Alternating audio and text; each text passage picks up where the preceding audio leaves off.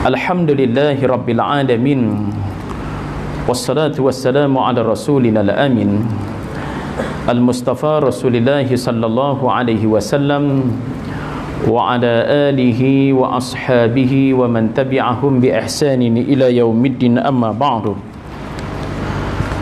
Qalu subhanaka la ilma lana illa ma 'allamtana innaka antal alimul hakim.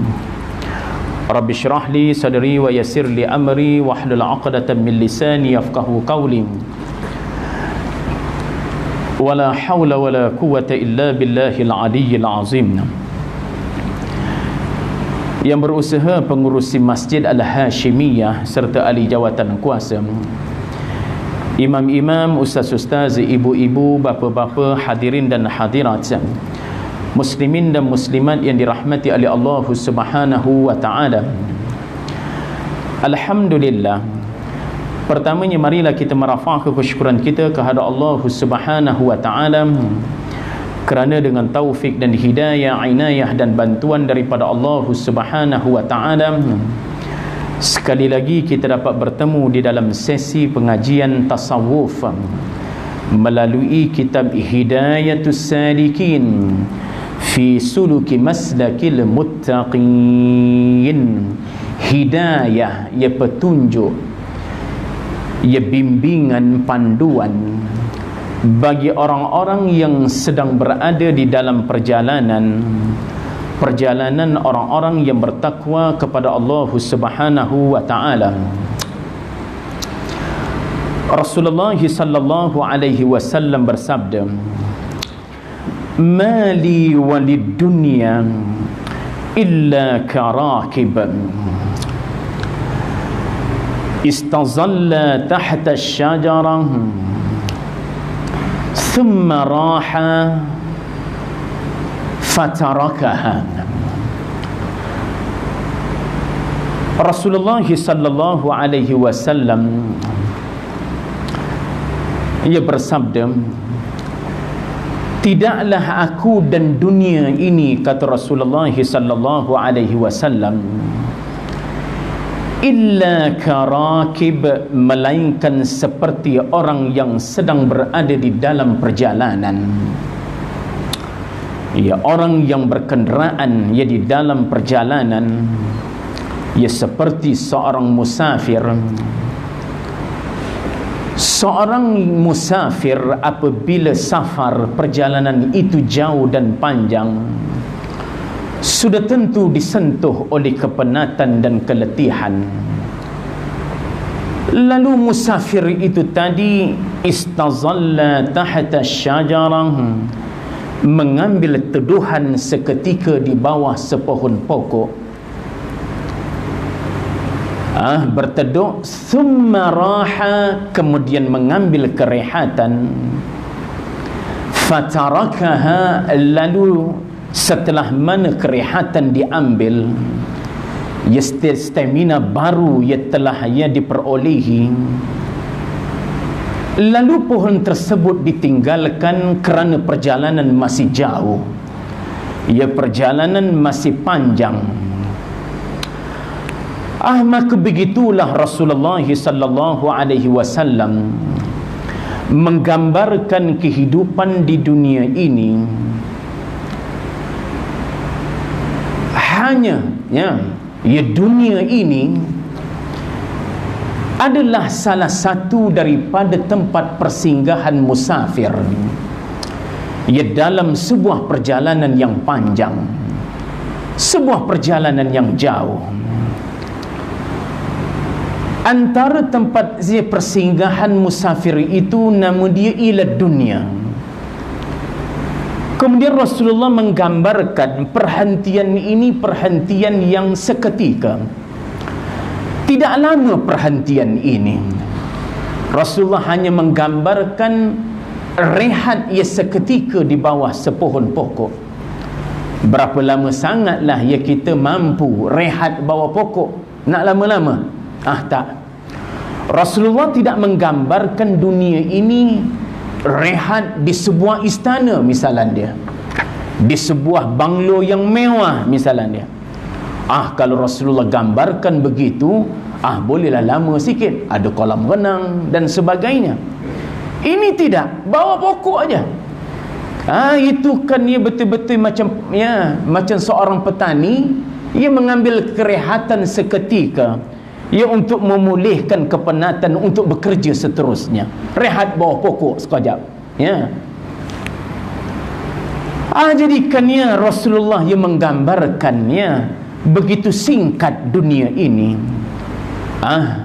Kerana dia bukan destinasi, dia tempat persinggahan. Kerana apa? Perjalanan seterusnya kita akan singgah pula nanti di alam barzakh.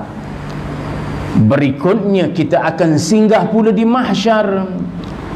Kita singgah pula nanti di mizan. Ia lalu dihisab segala amalan kita, ditimbang segala amalan kita. Kemudian ia lalu atas titian siratal mustaqim. Setelah itu barulah adanya destinasi, baru sampai ke destinasi. Dan Allah Subhanahu wa ta'ala menjelaskan, manusia ada dua kelompok, masing-masing ia akan sampai ke destinasi masing-masing. Lalu Allah Subhanahu wa ta'ala menjelaskan, fariqum fil jannah, nanti satu kumpulan berakhirnya perjalanan destinasinya ialah syurga Allah Subhanahu wa ta'ala. Ya Rab, masukkan kami sebahagian daripada ahli syurgamu ya Rab, amin. Kemudian nanti satu kumpulan lagi, ia berakhirnya perjalanannya ialah wa fariqum fis sa'ir, dan satu kumpulan lagi ialah sampai pula ke destinasinya, memasuki kekal pula di dalam api neraka Allah Subhanahu wa ta'ala. Wal iyaza billahi min zalik ya Rab, kami mohon berlindung kepadamu ya Rab daripada sa'irmu, daripada nerakamu ya Rabbal alamin, amin. Baik, perjalanan yang panjang yang jauh ini, Allahu Akbar, sudah tentu kita memerlukan kepada hidayah, kepada petunjuk. Penunjuk arah mesti kena ada.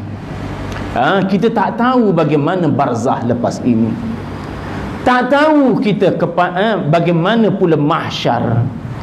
Yang boleh cerita benda ini ialah Allah dan Rasul, dan yang pandai menganalisa susun apa yang diperkatakan oleh Allah dan Rasul ialah para ulama kita. Maka ulama kita hujjatul Islam, hujjah, ulama besar kita, hujjatul Islam Al-Imam Al-Ghazali telah menyediakan kepada kita modul untuk kita nak berjalan itu. Apakah modul step untuk kita melangkah? Satu langkah ke satu langkah sehinggalah kita sampai ke destinasi. Kemudian pula diterjemah dan diulas pula, disyarah pula oleh ulama besar Nusantara kita, Syekh Abdul Samad Al-Falimbani. Sebab itu kita kena pegang ulama yang reti Quran hadis ni. Yang boleh analisa Quran dan hadis ni ulama kita. Ulama yang dikurniakan hidayah oleh Allah Subhanahu wa ta'ala, lalu disusun modulnya untuk kita, lalu kita baca modul mereka. Lalu ini dia hidayatus sadikin, hidayah, petunjuk bagi orang-orang yang sedang berada di dalam perjalanan yang boleh menyampaikan ke destinasi, yakni syurga Allah Ta'ala. Hanya satu jalan saja, iaitu fi suluki maslakil muttaqin, ialah jalan orang-orang yang bertakwa kepada Allah Subhanahu wa ta'ala. Ya Rab, masukkan kami sebahagian daripada al-muttaqin ini ya Rab, menjadi syarat yang layak untuk kami memasuki syurgamu ya Rabbal alamin. Baik, mana dia step perjalanan itu? Maka takwa itu dihuraikan oleh hujjatul Islam. Asasnya dua. Yang pertama ialah fi'alut ta'ah, lakukan ketaatan. Yang kedua, tarkul ma'siyah, tinggalkan maksiat. Itu takwa. Kemudian taat itu pula terbahagi kepada dua. Ada taat zahir, ada taat batin. Dan kemudian maksiat itu pula ada dua pula bahagiannya, maksiat zahir dan maksiat batin. Maka di sini ada 4 bab. Ya, di sini merupakan inti ya kepada perbahasan ya kitab Hidayatus Salikin fi suluki maslakil muttaqin. Kita masih berada pada takwa yang zahir ataupun taat yang zahir. Taat yang luar dahulu. Tapi tasawuf begitu. Dia bukan tasawuf ni tiba-tiba batin dah. Cerita yang zahir dahulu. Istiqamah kita dengan taat yang zahir, kemudian sikit demi sikit ia merawat batin. Sehingga kan ya 4 ni kan ya package 4. Taat zahir, taat batin, tinggalkan maksiat zahir, tinggalkan maksiat batin. Maka inilah dia takwa. Inilah dia hudan yang disebut dalam muqaddimah dahulu. Sebab itu kena bertambah setiap hari kan. Ini yang riwayat ya, hadis yang ya disenaraikan oleh Imam Ghazali ya dalam ya banyak perbahasan dia ya dalam Kitabul Ilmi. Mesti kena capai ya takwa ini. Ya, ini yang disebut manizdada ilma, sesiapa yang bertambah ilmu dia, walam yazdad hudan, tapi tak bertambah hidayah. Mana di hidayah? Taat zahir, taat batin. Ya, hidayah hudan di situ seerti dengan makna tuqan, takwa. Man izdada ilma, sesiapa yang bertambah ilmu, walam yazdad hudan, tapi tak bertambah hidayah. Taat tak bertambah, meninggalkan maksiat tak ada, tak berlaku. Dia mesti bertambah. Ya, hari-hari mesti tambah taat zahir kita, taat batin kita. Hari-hari mesti berkurangan maksiat kita. Ya, maksiat zahir, maksiat batin. Ini dia hudan, ini dia tuqan. Kalau siapa yang bertambah ilmu tapi tak bertambah hidayah, taat tak bertambah, maksiat pun ia tidak dihindari, ini yang disebut lam yazdad minallahi illa bu'da. Orang yang sebegini rupa tidak bertambah melainkan tambah jauh daripada Allah Subhanahu wa taala. Wa iyazabillah, kita nak balik kaum ibu, kita nak balik bertemu Allah Ta'ala, tiba-tiba kita bertambah jauh daripada Allah Ta'ala. Berat itu. Ya, biar bertambah sarikan ya, bertambah hampir ya takarrub kita kepada Allah Subhanahu wa taala. Ya Rabb, ya masukkan kami ya Rabb ya di kalangan orang yang bertambah ilmu dan bertambah pula hidayah dan takwa. Baik, mana dia taat yang zahir? Ini dia.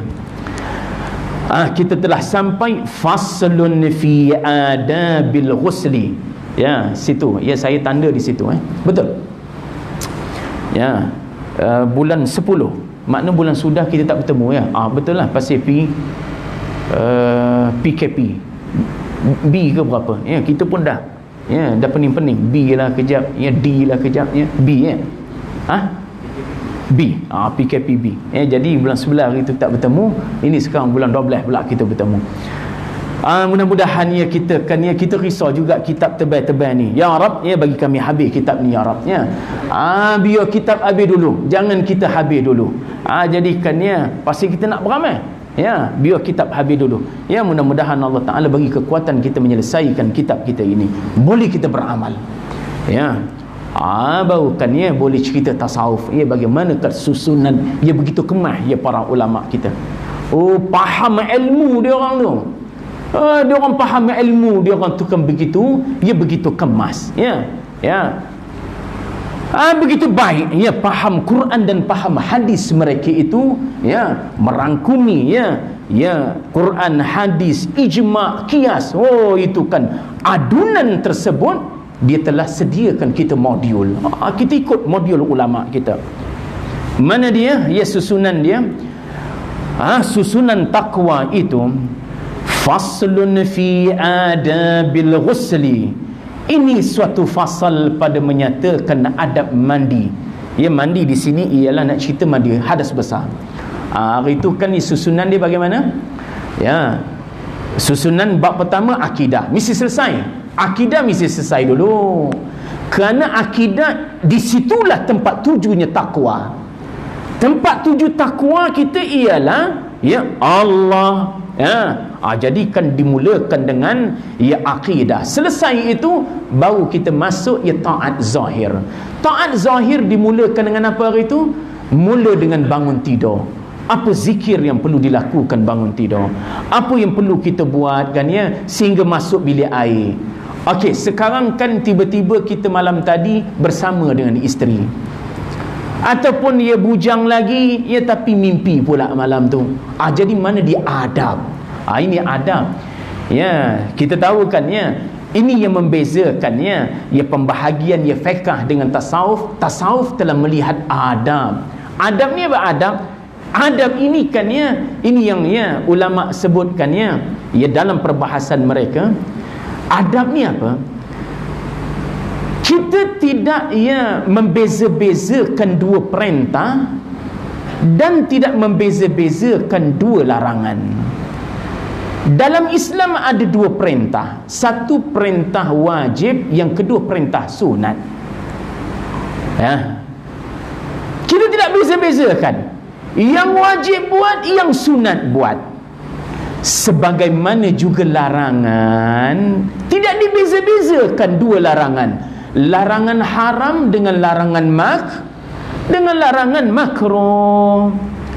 Ya. Ya wajib perintah, sunat pun perintah. Ya cuma ya kualiti perintah itu saja yang berbeza. Ya.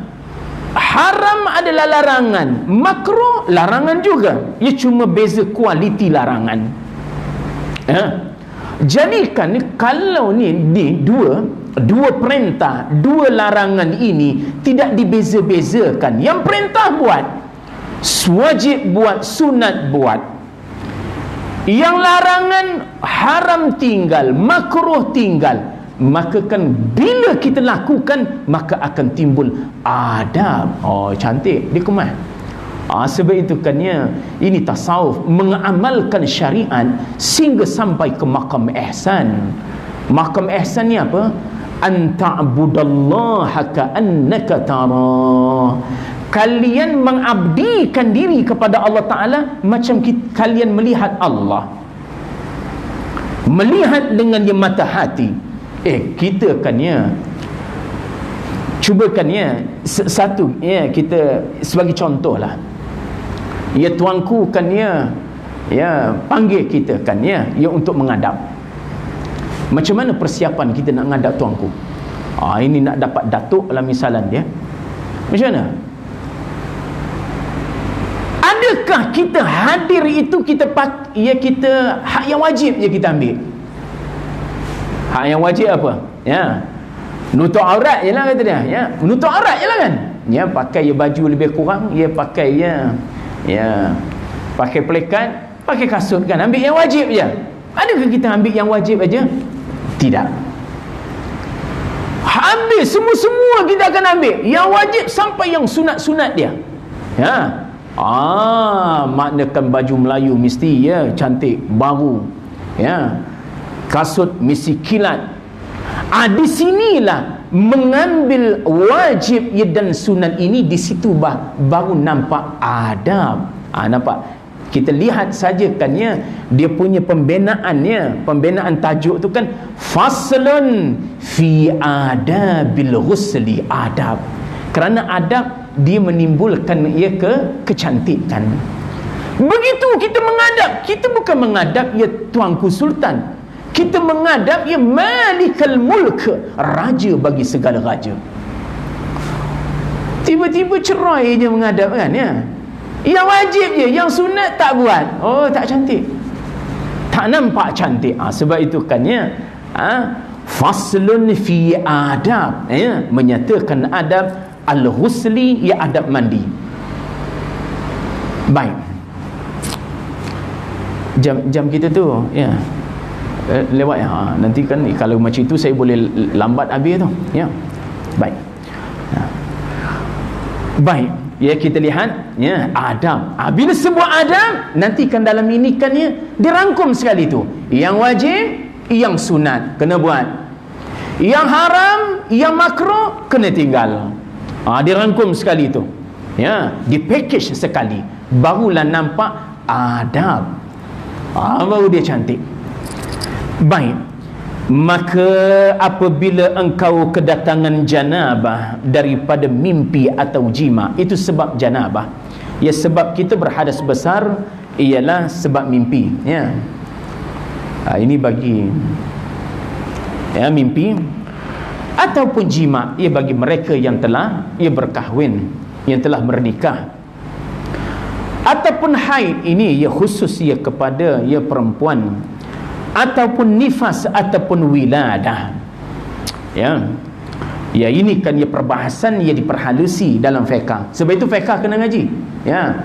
Dia akan halusi. Ya. Ini perbahasan ini.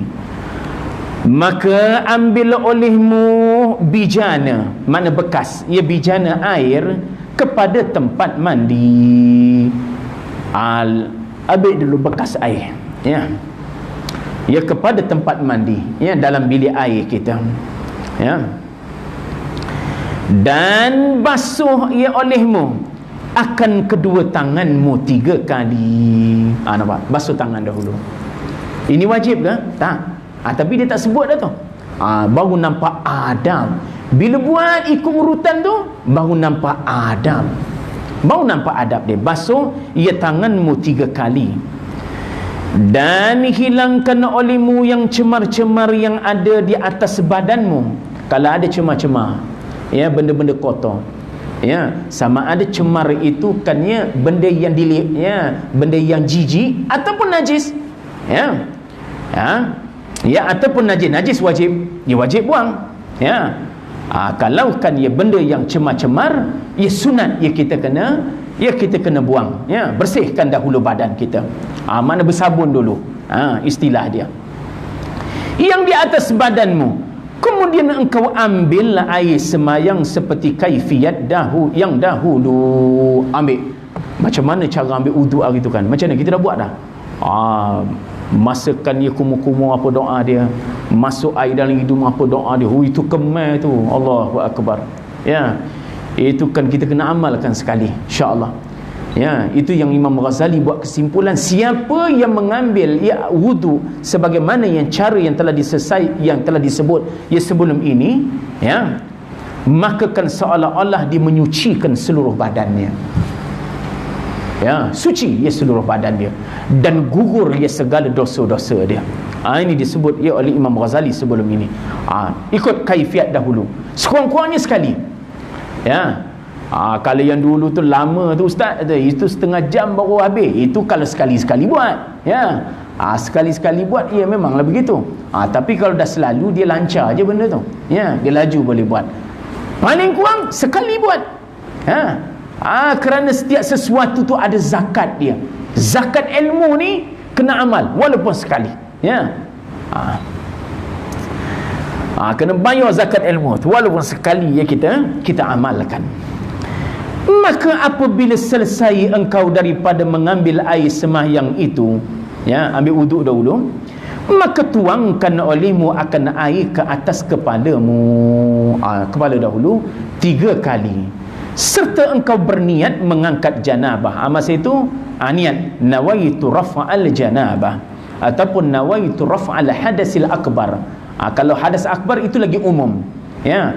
Masuklah, ya, sama ada mimpi ke, jima ke, haid ke, nifas ke, wiladah ke, ya, dia adalah termasuk dalam hadas besar. Itu lagi, ya, lagi lagi selamat, ya. Menggunakan perkataan nawaitu raf'al hadasil akbar, ya, sahaja aku yang mengangkat hadas besar.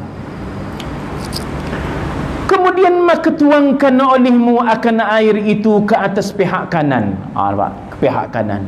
Ini kan ia kesusunan itu kemas itu. Nampak adab dia. Ya, atas kepala, niat, kemudian kanan dahulu. Ya. 3 kali. maka ke atas pihak kiri 3 kali, kemudian kiri pula 3 kali, dan hendaklah engkau gosok hadapan badanmu dan belakangmu. Jangan curah air banyak-banyak. Dah curah tu kena gosok. Mana gosok itu mana meratai. Kita ratakan air tersebut seluruh badan. Kita kena minimalkan air. Semungkin boleh. Kerana banyak penggunaan air akhirnya akan mewarisi was-was. Dia akan mewarisi was-was. Dan dia akan menjadi tabiat hidup kita pun akan menjadi boros. Ini kan teringat masa Pak Teh kan. Pak Teh ni kan kemas Pak Teh, ini Pak Teh Keruh Tuan Guru Haji Abdul Latif. Ada seorang sahabat ditanya, Pak Teh kata dia, macam mana cara kita ni nak berjimat? Kata dia, saya ni kan gaji banyak pun habis apa itu kata dia. Tapi kan Pak Teh jawab bagaimana? Jimatkan air semasa mengambil wuduk kata dia. Begitu jugalah mandi hadas besar, begitu juga jimatkan air kata dia. Kerana apa? Bila kita kan benda yang hari-hari setiap sekurang-kurang 5 waktu, kalau kita boleh berjimat di situ, maka terlatih diri kita dengan jimat. InsyaAllah dalam urusan kehidupan akan ikut kita berjimat cermat. Ke situ jawapan Pak Teh. Dia suruh pastikan semungkin boleh. Ini yang Rasulullah sebut, wa in kunta fi ma'in jarin, sekalipun kalian berada pada air yang mengalir.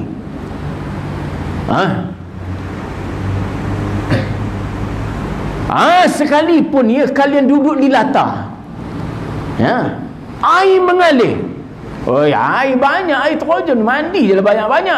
Tak, sekalipun kalian berada pada air mengalir, hendaklah kalian minimalkan berjimat cermat dalam menggunakan air. Kerana apa?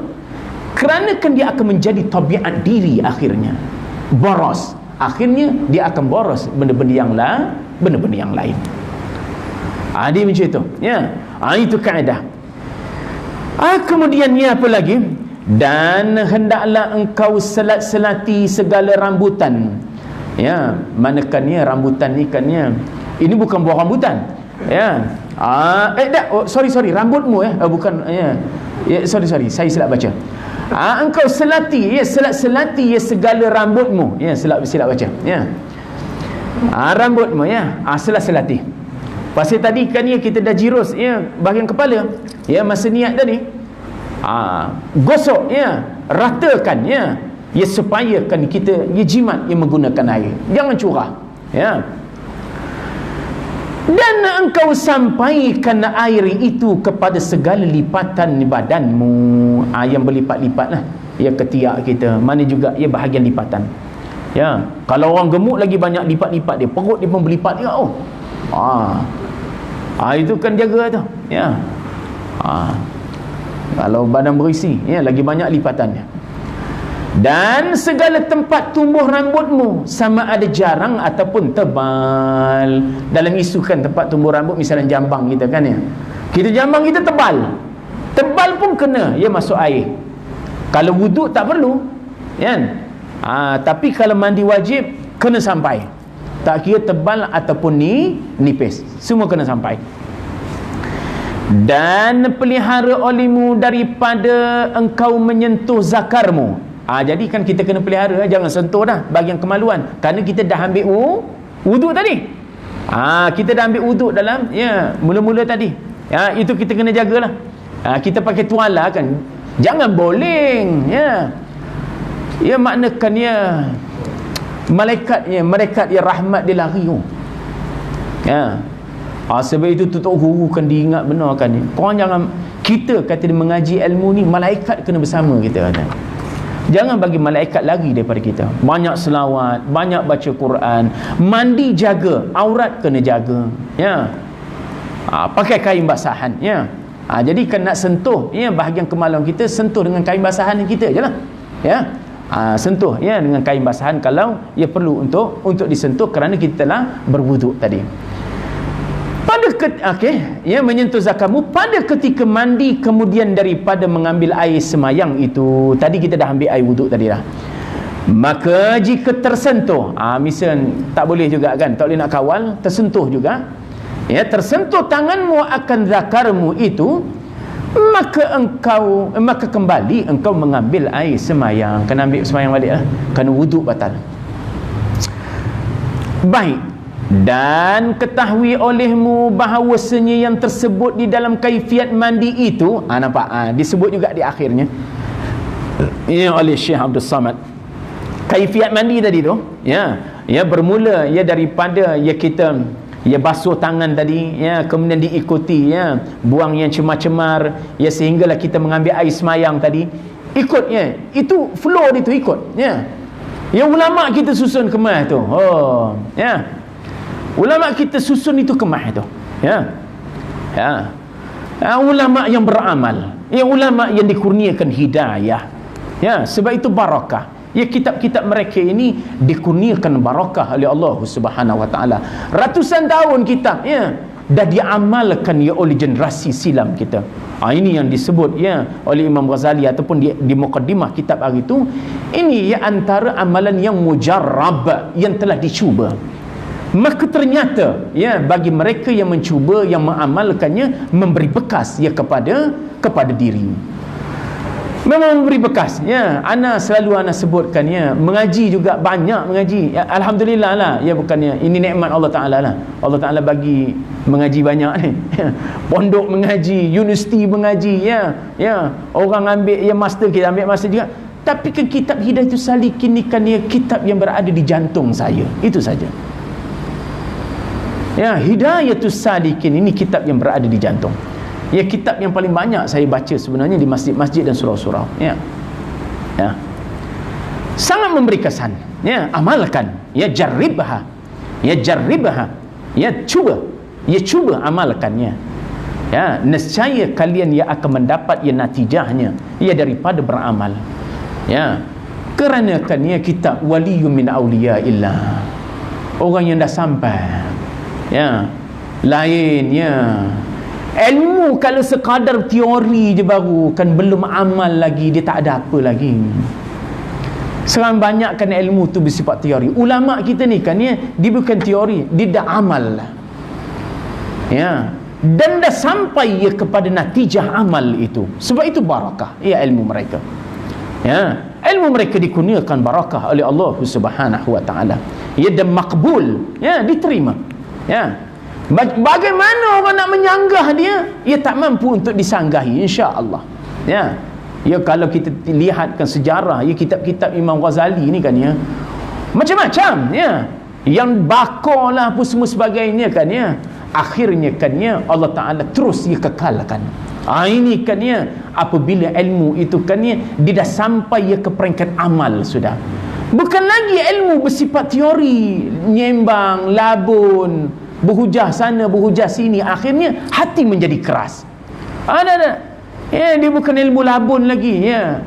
Ini dia kan, dia ilmu, ia telah sampai kepada peringkat amal, ya, dan amal itu telah membuahkan, ya. Ini nanti kita akan mengaji, ya, peringkat, ya, at-takhalli, at-tahalli, at-tajalli. Mereka ni dah sampai ke peringkat at-tajalli dah, ya. Manakah ia telah membersihkan jiwa, kemudian dihiasi pula kan, ya, dengan amal, dan Allah Ta'ala dah singkap pula, ya, untuk mereka ini, ya, at-tajalli, ya. Ini kan, ya, peringkat, ya, tasawuf, ya, yang disusun, ya, oleh ulama kita yang begitu, ya, kemah dan rapi. Kemudian di akhir di akhir ni kan disebut juga, dan ketahui olehmu bahawasanya yang tersebut di dalam kaifiat mandi itu, di dalamnya fardu dan ada di dalamnya sunat. Ada fardu, ada sunat. Yang aku sebut tadi tu, ada fardu, ada sunat, ya, kata Syekh Abdul Samad, ya. Di sinilah kita sebut tadi kan, di sini timbul adab apabila tidak membezakan antara perintah fardu dan perintah sunat. Dua-dua buat. Inilah dia ihsan. Ini beramal sampai ke makam ihsan. Anta'budallaha ka'annaka tara, fa illam takun tarahu fa innahu yarak. Kalau tak dapat makam yang pertama, makam musyahadah, maka dapatkan makam yang kedua, fa innahu yaraka, sesungguhnya Allah Ta'ala itu melihat kamu. Ini nama dia maqam muraqabah, merasai diri dipantau oleh Allah Subhanahu wa Ta'ala. Bau ada manis tau. Baulah solat kita tu kan, dia solat yang ada rasa, bukan sekadar solat hanya aktiviti luaran. Allahu Akbar, sami Allahu liman hamidah, hati kosong tak ke mana-mana. Ini kan solat yang tidak ada rasa. Solat yang tak berjaya. Ya, sebab itu Imam Ghazali kan, ya, khusyuk itu dimenjadikan syarat. Kerana kan asas dia apa? Ayat Allah Ta'ala, qad aflahal mu'minun, sesungguhnya telah berjaya orang beriman. Apakah sifat orang beriman yang berjaya? Alladzina hum fi salatihim khashi'un, orang yang khusyuk dalam salatnya. Imam Ghazali kata apa? Mafhum mukhalafah dia, mafhum sebalik dia, orang yang berjaya siapa tadi? Orang mukmin yang berjaya tadi siapa? Yang khusyuk dalam salat. Sebaliknya apa? Kalau tak khusyuk, jawapan dia tak berjaya, gagal. Sebab itu kan dia, tapi kan dia fiqh dia tidaklah menjadikan syarat khusyuk tu. Kalau fiqh mensyaratkan khusyuk, kita takbir aja kawan ibu, Allahu Akbar, teringat dia periuk nasi tadi kan, udah batal pula, angkat lagi takbir, sudah tak selesai semayang. Tak apa, ya kita ambil yang hak fiqh itu, dan ya ruwaida, ya maknakannya sikit, ya kita kena dapatkan khusyuk itu. Jelas itu. Sesungguhnya berjaya orang beriman, syarat jaya khusyuk dalam solat. Kalau tak khusyuk, sebaliknya tak berjaya. Bila tak berjaya, gagal. Jadi kita nak jadi orang gagal? Kita tak nak ia jadi orang gagal. Sebab itu kita kena capai sebenarnya. Ya. Kita kena capai sebenarnya, sehinggalah makna khusyuk ada manis. Ya, ada manis dalam kita melakukan ibadah. Disitulah dia, ya, ada rasa, itulah dia, ya, maqam ihsan, ya, telah kita hiasi, ya, diri kita, ya, di dalam melakukan taat. Ada rasa mengadap tu ada rasa, ia tidak kosong. Ya. Ini kan yang sebelum ini kita kan dia sebut, ya, yang selalu kan dia diriwayatkan, ya, perkataan ini oleh Imam Ghazali. Man tafaqqaha, sesiapa yang sekadar berfiqh, ya, maknakan dia sekadar ilmu yang bersifat empirical, ilmu zahir saja. Wala yatasawwaf, dia tidak mahu meningkatkan amalan dia sampai ke makam ihsan, makam tasawuf ini. Apa yang akan berlaku? Tafassaqa, ya, akhirnya kan ya, perbuatan dia tu perbuatan yang nakal, yang boleh membawa kepada kefasikan. Kerana beramai jenis apa? Ambil wajib je, kemudian cabut, ya. Dia kan nampak, ya. Dia begitu kan, ya. Tak nampak adab dia. Wa man tasawwafa, siapa yang bertasawuf, wa la yatafaqqah, tapi dia tidak melalui pintu ilmu zahir, ini tak boleh. Kena ambil ngaji akidah, ngaji fiqh, mesti lalui pintu zahir, kemudian satu langkah, ya. Memang ya, khusyuk ia bukan syarat, ia sah, ia bagi salat, ya. Di sisi fiqh itu kan peringkat awal.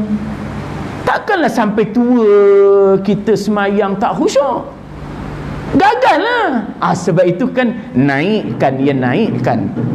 Kantong dah bunyi dah, ya. Maknakan ya, kita ya naikkan, ya, ya, salat kita itu kan, ya, kualitinya mesti kita tingkatkan, ya. Kalau hanya sekadar, ya, bertasawuf tapi tanpa berfiqh, tazandaqa, dia menjadi zindik, dia menghampiri pintu kekufuran. Itu bahaya. Ini ada yang tasawuf aja kan, ya, korang ni kulit syekh dia, kami isi. Itu jangan main kulit isi, dua-dua kita nak. Ya, kulit kita nak, isi pun kita nak. Ya. Ini ada, ya, Korang ni ilmu kulit je, kami isi je dia. Dah, kulit nak, isi pun nak juga. Ya. Dua-dua. Kerana apa? Wa man jama'a bainahuma, sesiapa yang menggabungkan antara ya fiqh dan tasawuf ini, barulah tahaqqaqa, baru tahqiq ilmu dia. Oh, baru kemas. Baru tahqiq ilmu dia.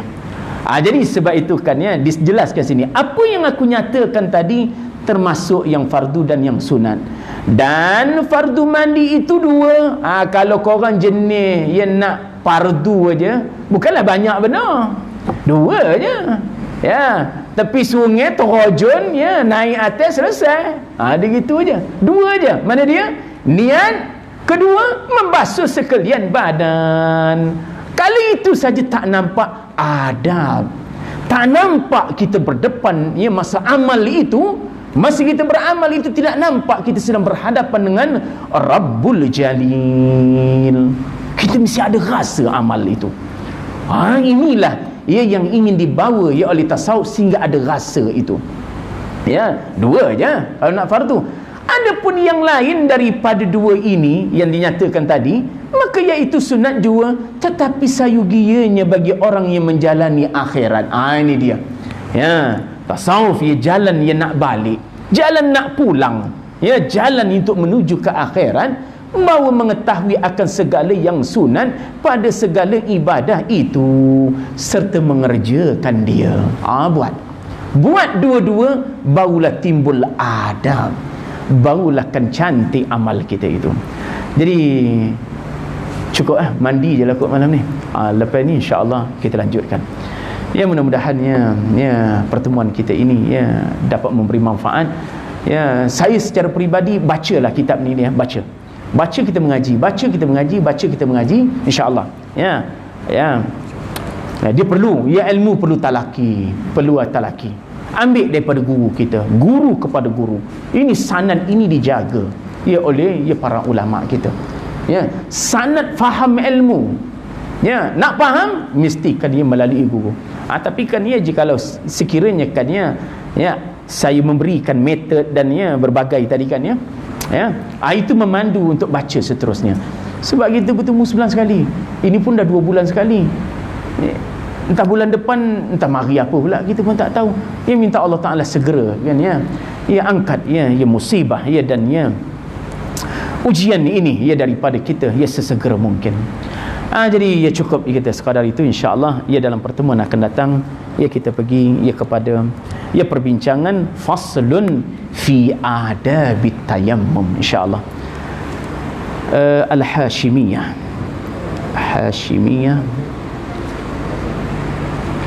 hari ini 23 A'udzubillahi minasyaitonirrajim. Bismillahirrahmanirrahim. Alhamdulillahi rabbil alamin, wassalatu wassalamu ala sayyidina Muhammadin wa ala alihi wa sahbihi ajma'in. Rabbana anfa'na bima 'allamtana wa 'allimna bima yanfa'una. Rabbana faqihna wa faqih ahlana wa qarabati lana fi dinina. Rabbana atina fid dunya hasanatan wa fil akhirati hasanatan wa qina 'adzabannar.